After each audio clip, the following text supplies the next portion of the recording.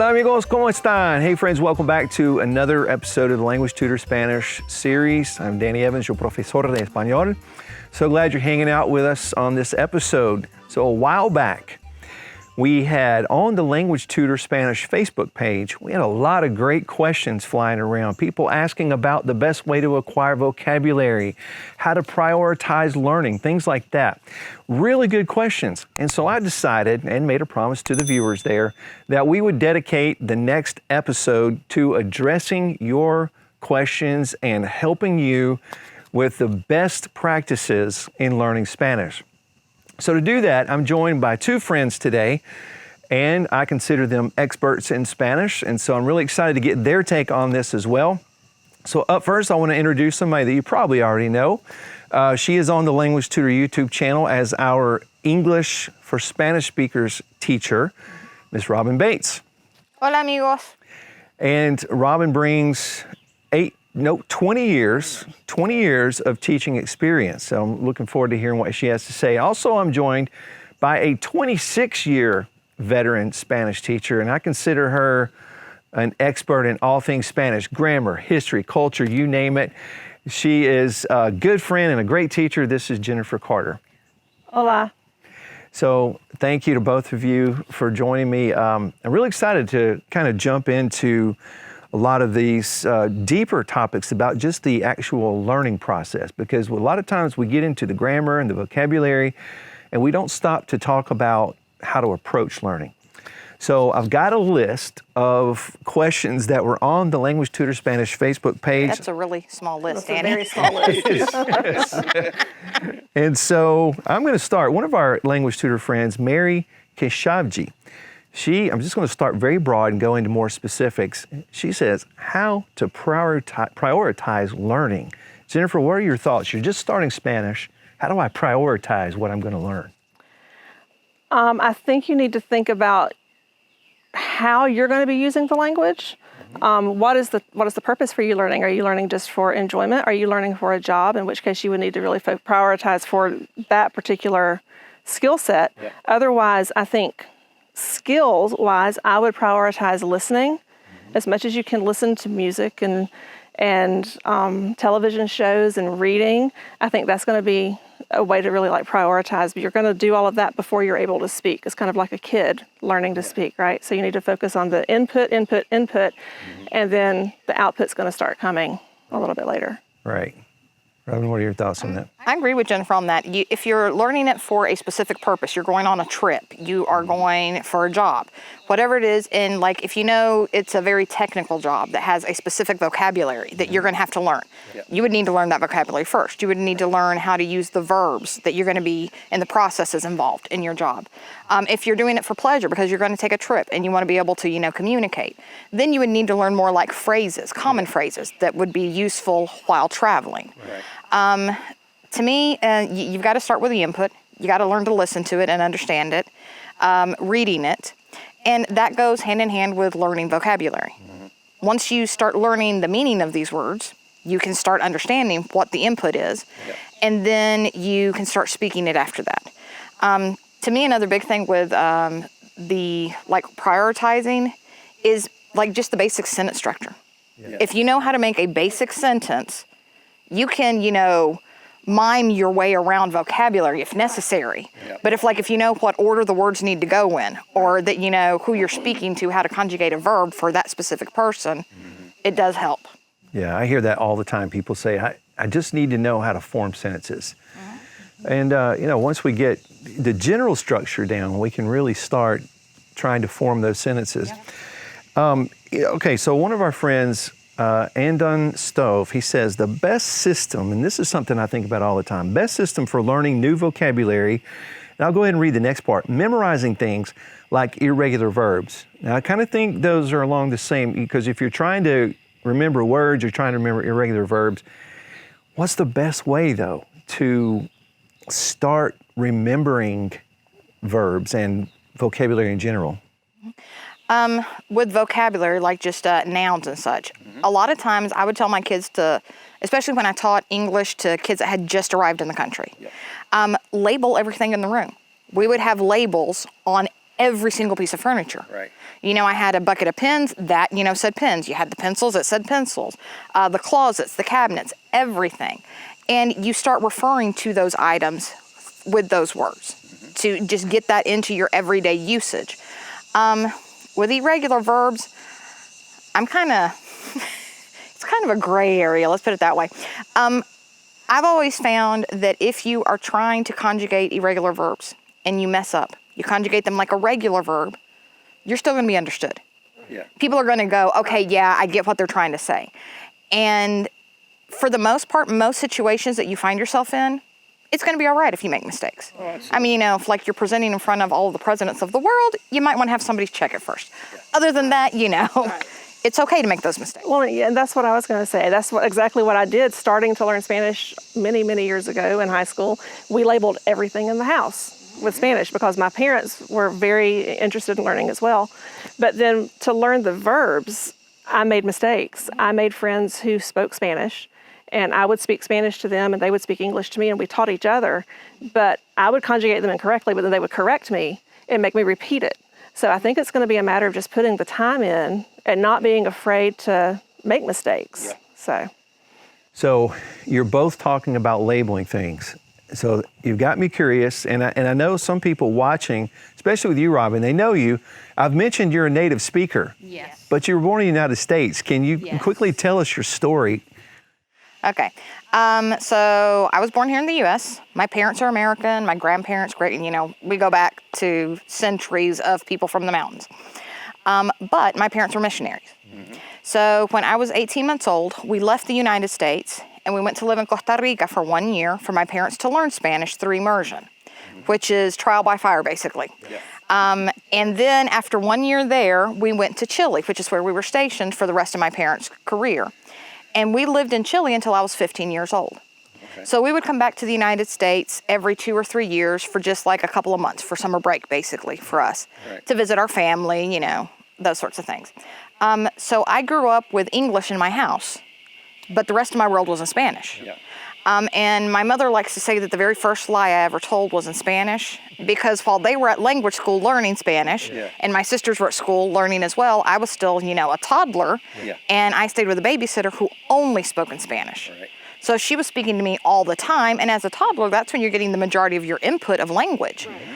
And so I picked it up there.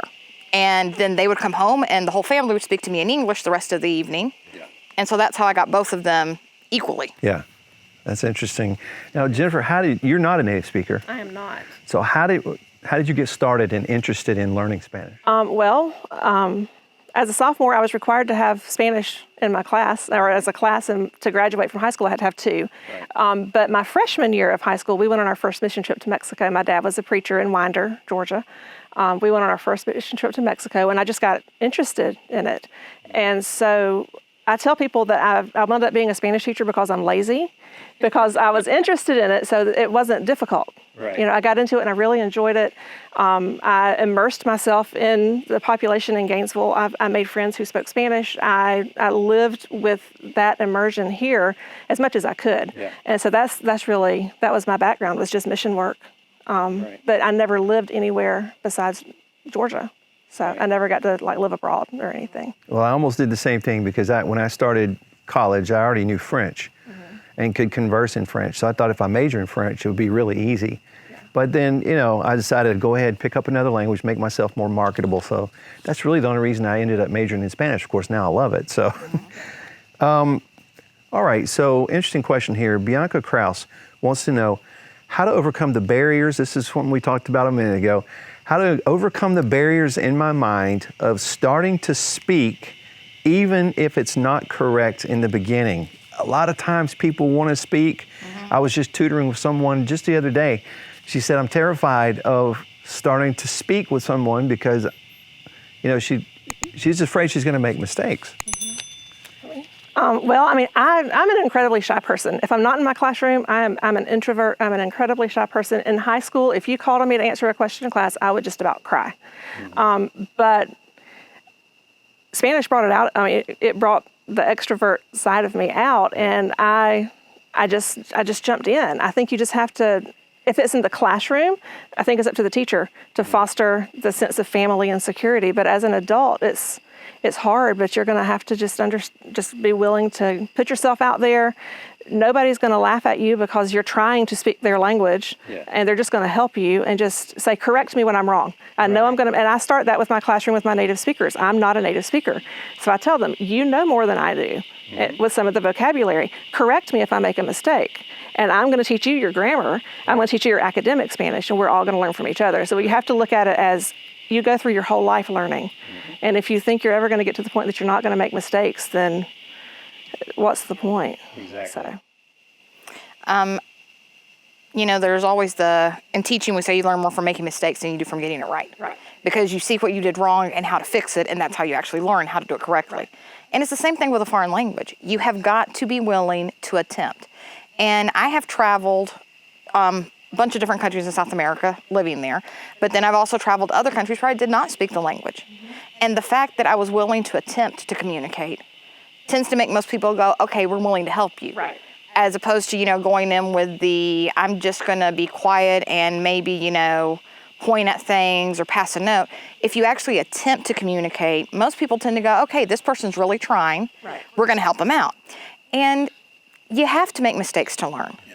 I mean, think about doing math. Think about driving a car. Right. Okay, that's not the way you park a car. This is how you park the car. Okay, I learned something. And also, do you speak English without ever making a mistake? I don't. No. I make mistakes in English, so it's just something you have to embrace. Now, Danny, you sent us these questions ahead of time, and I was talking with my mother because she did have to do complete immersion to learn Spanish. Right. Now, my mother, she has an extreme background in that she stuttered as a child. She had a speech impediment, and she worked really, really hard to overcome it. She was a very shy person. She also has dyslexia, which means she has trouble spelling words, writing. Mm-hmm. And she got thrown into a country where she didn't speak the language. And it was her and my dad and 3 children under the age of 8. And so they had to get us to school. They had to get us to church. They had to buy food. They had to take us to the doctor, all in a foreign language. And my mother was like, it was truly a case of, I've got to take care of my children. I'm going to try my best, even though I'm terrified. And then, she said there were other situations which was a much calmer area, like when she was at church with the women's group. Mm-hmm.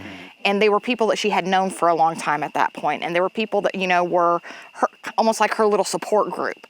And she felt much freer to make mistakes with them just because she knew that they would correct her, but they would do it in a loving way, in a nice way. Right. There's one lady at our church that used to say she had the gift of interpreting tongues because she could always understand what my mother said. So, yeah. That's great. I want to make 2 quick points about what you're saying. I talked to someone, I was doing online tutoring with someone the other day, and she was on a particular social media page where there were native speakers there who were supposed to be helping them and were getting really toxic, especially with the Americans trying to learn it. This was her view of it anyway.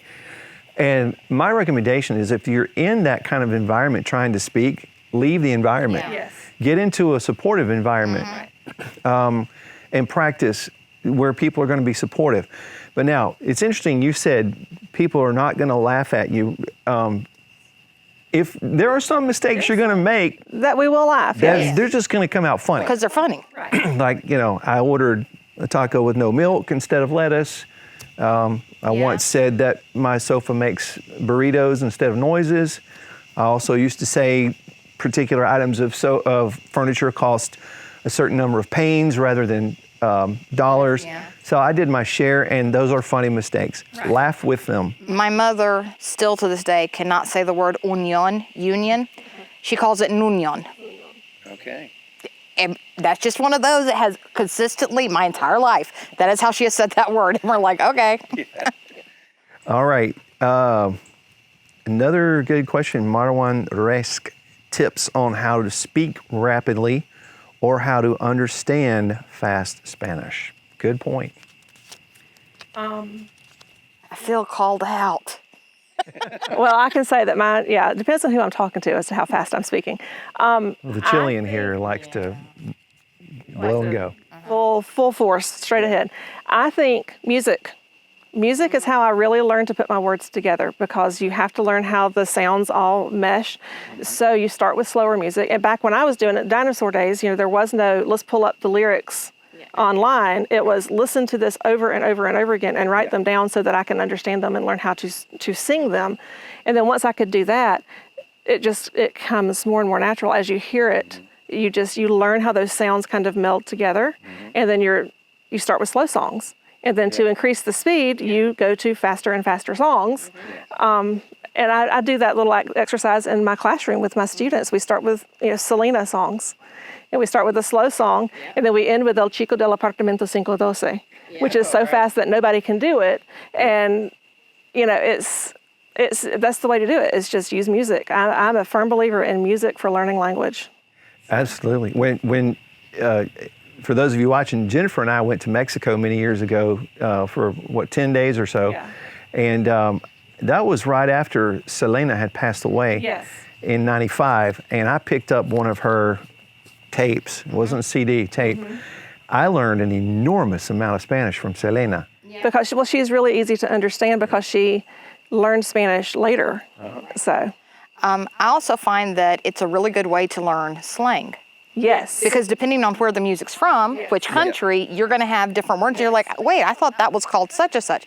Well, it is by most of the people, but in this country or this specific region, I said I felt identified because I start off my year with my new students having to say, okay, look, I'm a native speaker from Chile, and we speak like rapid fire. So if I get going too quickly, you've got to raise your hand and say, Miss Bates, you got to slow down. We have no idea what you're saying, even though they understand the same language. Right. So I have to purposely remind myself to slow down. And I think that if you're with someone who's speaking with you and they are getting faster and faster, it is perfectly okay to say, slow down a little. I'm not getting everything. Because especially if you're trying to pick up the conversational skills, that's part of conversational skills. Even in English, sometimes my niece starts speaking so quickly, I'm like, have no idea what the 16-year-old just said. I'm guilty of that in English, so. But that I agree with the slow songs. Like I would start out with ballads and then move up to, some moderate pace songs. And, now they have rap in Spanish. So find yourself a Spanish rapper. Hopefully, you can download the lyrics and you can follow along and practice singing with them. Also, movies and telenovelas from different countries, because those are very different. And watch the subtitles so that you can correlate what you're hearing and seeing. But watch the subtitles in Spanish. Don't put the subtitles in English. Exactly. And the thing is, if you're watching a Mexican soap opera, that's going to be very different from a Colombian soap opera, from a Chilean soap opera, from something from Spain. Because each country, it's going to be different with the dialect and with the cadence. They say that in Chile we kind of sing our Spanish, es cantadito. And so, it is. We've got a specific rhythm to the way we say the words that is completely different to, the surrounding countries in South America. It's interesting, a while ago you mentioned the different words used in different dialects. Just yesterday, someone from India, I believe, or maybe the Philippines, found me on Instagram and sent me a voice message and said, do I learn, I'm looking in the dictionary, do I learn all these words for each word? And of course, I believe that comes down to how fast you can learn, your own learning speed and style. But you're going to have to expect that you got to start with one word and then you have to build upon it. I remember speaking in a church in Guatemala, and we go out to the eastern side of the country, and I'm speaking and I use the word regalo. And afterwards, someone came up and said, we don't use the word regalo, it's don. Yeah. You were speaking of a gift from God versus a present, like given at Christmas. And I even said, Dios I was referring to. So, they said it's don. I said, all right, right on. That, this is another one of those things you have to learn. Wherever you go, you're gonna have to adjust to the dialect. So don't let that be an intimidating thing to you. And if he is using the dictionary, a lot of the dictionaries will have the most common word listed, and then the others they'll have in parentheses the region or the country. It'll say MEX because it's used in Mexico or Central America. Right. Online, I really like word reference because it is so easy to see. This is the generic, and then these are all the different countries, and this is how you use it. Just the word pen. Yes. There's like 20 different names for a pen. Yes. There's like bolígrafo, but then there's pluma. In Chile, we call it a lápiz pasta, literally a pencil that uses ink. Yeah. You know. So. Yeah. All right. We hit on this a little bit a while ago, but how to stop translating in your head? I don't know. Okay. I have my own theory, but Being a native speaker here, I actually asked my mom and my dad this one because I was like, I've never really had that problem. Right. Now, there are times where I will find myself, I will say something in English and I go, that was Spanish structure, oops, and I have to redo it. But my parents, my mom especially, she said that, one day she just realized she was listening in Spanish. She had been listening to a radio program and she was understanding it, so she just assumed it was in English because she could understand it. And then something was said that triggered the fact that she was actually listening to a program in Spanish. And she was like, wait, I understood it without having to stop and think about everything. Right. Another thing is it depends on the context. Yeah. What are you talking about? What are you listening to? If it's something that's common to you, that's repetitive to you, that you've been in that situation plenty of times, you're not going to have to think as hard about how to say those phrases or how to understand those phrases. Whereas if you're in a new environment or, you're talking about something that you don't normally talk about, you're going to have to sit there and go, wait a minute, what do I want to say? Yeah. How do I need to phrase it to say it correctly? Right. And I mean, I agree with that. Input. I mean, I know that I feel like a broken record. No, you're Input, right. but it has to be comprehensible input. You have to be able to 100% understand what you're listening to. For real life things, I tell my students, my AP students, to use News in Slow Spanish. Yes. It's an app that you can use. You can slow it down so you can understand it. You can use YouTube videos and you can slow it down. De Mi Rancho a Tu Cocina. I don't know if you know anything about that video series, but it's this little lady in Mexico cooking in her kitchen. And we watch those in class and we have to slow it down because she is rapid fire Spanish. But it's interesting. I think if it's interesting, you're going to pay attention to it. If it's comprehensible, but just the input. and it's real life Spanish. And it's real life, yes. Yeah. It has to make sense and it has to pertain to what you're interested in. Absolutely. And I think one of the biggest things I recommend to people is memorizing words is lower level brain function. Yes. Right. You can memorize words all day, but until you create circumstances to make your brain do that critical thinking, do the higher level thinking, really, really breaking down the language, that's when you get to the point where you start to internalize it. And at that point, you are just going to understand it. Well, that was my story completely. My first 2 years of Spanish, it was just Spanish classroom. So it was here's your vocabulary, here's your grammar, here's your vocabulary, here's your grammar. I didn't have to study it. I remembered it all. I knew my words, but I couldn't put it all together until I did go out, make friends. And I had to travel outside of my town because at that point there were no Spanish-speaking people in Winder. I had to travel, I made friends, and we started using that in context. Yeah. And then by the next year, I was our interpreter on our trip to Mexico when we went. So, Right. it's just it's a switch. It'll click.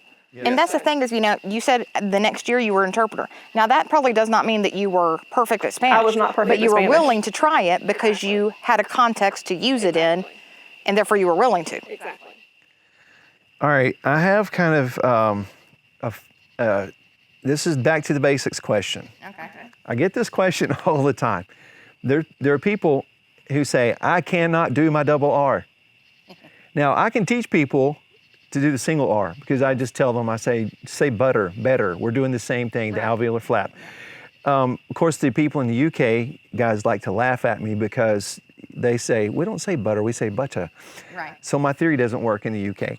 But, Okay. but the double R, I hear people say, how can you teach me to do the double R? And as of now, I still haven't come up with a really refined way to teach it. You don't say your double R's, do you? You do? Okay.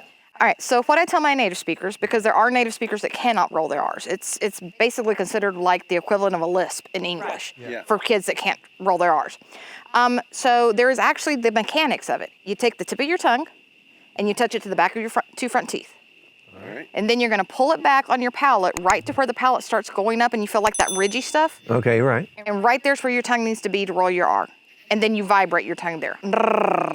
So it's like you're doing like the sound of a car, vroom, vroom. And so it's right there on that little part of the palate is where the tip of the tongue needs to be. And that's where it needs to hit to roll it. Interesting. Now you have it. Okay, if you're watching, you can't do your double R's. Start practicing it right now. Okay. Interesting. Yeah, I would love to be able to explain the mechanics, but I think that's about as close as we can come. So, all right, interesting question here.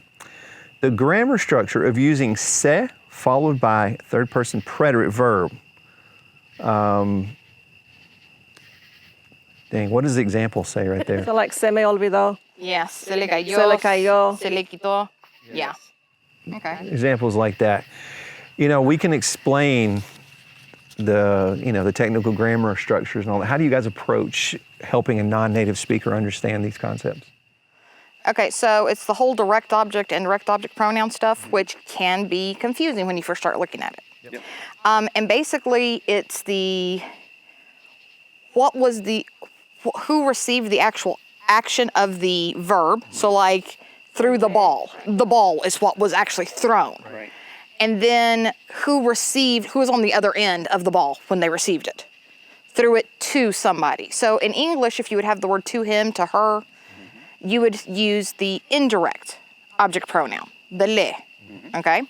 But now I think what a lot of people get confused with, and especially with this, se le cayó, se me, whatever, you can't have lelo in Spanish. It's phonetically, like you just can't do it. Yeah. Well, and I think too, a lot of people are thinking of the se as being a pronoun here when it's actually part of the verb. It is. And not a pronoun necessarily. Yeah. I like these phrases because like when I forget something, it takes all of the guilt off of me.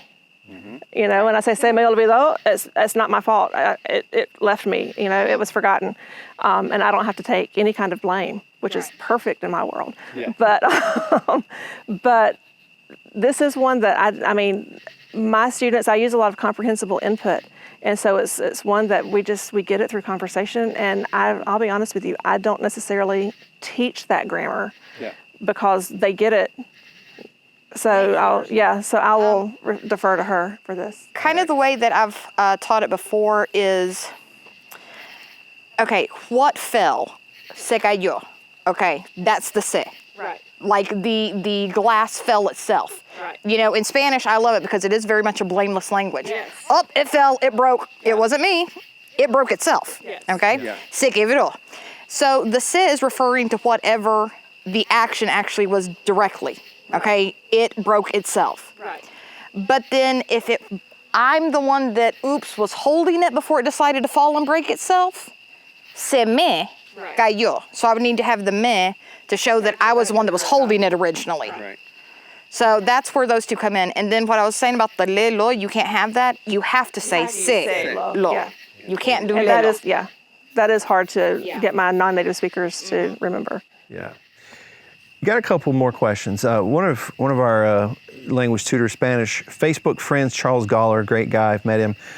He says he wants tips on choosing comprehensible input for your level.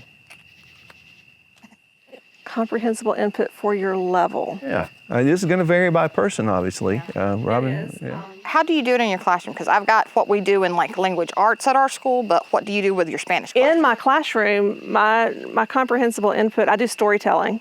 I don't know if you're familiar with the whole TPRS thing. I do a lot of storytelling. I do a lot of that kind of stuff, and then I have leveled readers. Like I think I'm up to like 150 leveled books that we have free voluntary reading. So I mean, if you can get your hands on elementary level readings, even if it's just stories, if you have a Spanish teacher friend or someone that you can reach out to, I think reading. I think there again, input, oral skills, listening to using Spanish, using slow Spanish.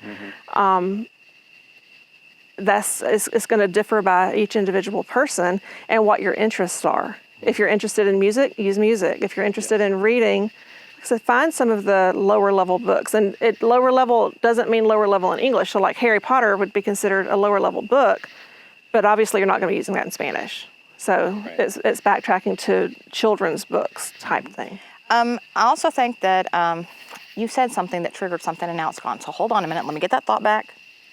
TPRS. You might want to say what All that right, is. TPRS is teaching proficiency through reading and storytelling. So the way my classroom is set up, every day they come in and we do calendar time and calendar talk, and we talk about announcements and things that just to get them using language that is important to them, focused on them.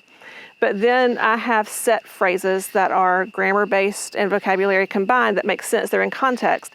And we use class time we create a story as a class. I don't tell them a story, but we create a story as a class. We have characters. We have them act them out sometimes. And it's pertaining to specific vocabulary and grammar. After that, they read. We read a story that I have pre-written that it uses the same phrases, but it's not going to be the same story, obviously, because I didn't have it ahead of time. So it's getting everything. It's just spiraling through. You start off with, it used to be total physical response. Yeah. So it used to be total physical response storytelling, then it changed. So when it was that, we would start with, toca la cabeza, tócate la cabeza, tócate la boca. And we would practice like our vocabulary that way. So you start with that, then you go through the storytelling, and then you go back to, I would ask questions about the story and have them start speaking just a little bit, and then read the story. But then we do a class write, and I think that's where I kind of am different than a lot of people. We do a class write where I'm writing it on the board. We rewrite the story together. So I write it on the board, and they're copying it down, and we're talking about how the stuff is all like intermeshed together. So that's what my TPRS is. Okay, and I remembered what it was that I had thought about. The input, like you were saying, something that they're interested in. So like if they're into sports, watch a sports cast. Don't go straight to, soccer, because we all know they're speaking so quickly you can't understand anything unless you're a native. Right. But find something like golf. If that's your sport, watch a golf, thing in Spanish. They have all of these different channels now. There's all these different videos on YouTube that you can find. And like you said, you can slow them down. You can, with the books, we have, at school, they have what's called the rule of 5 for our students that are trying to find a book that's at their input level in English for just our regular students. And I don't have all the details on the rule of 5, exactly what it is, but basically you take one page. And I think that one of it is that if within that first page there's more than 5 words that you totally have no idea what they are, it's too high. You need to go to, the next one down. And you can find very simple, like language books that are about things that grown-ups are interested in, that older learners are interested in. It doesn't have to be, reading Dr. Seuss in Spanish, which is not easy, by the way. That's not something that's considered simple. But it doesn't have to be, like reading a Cinderella in Spanish. It can if that's what you want. But it could be that you find, a manual on, how to build a fire. Okay, you know what that means in English, and then you go through the words in Spanish, you're like, okay, I know that the first step is you have to have these materials. These are the names of the materials in Spanish. So, yeah. All right, a couple of quick grammar hits to wrap it up. This is a common question from people. Sometimes I use le, sometimes I use lo. People often ask this is probably one of the biggest questions we get on the channel. Why am I using le here in the sentence? Or why is it lo instead of le, or vice versa? Any quick thoughts? Okay, the way that I use it, the le is if you would have said in English to him or to her.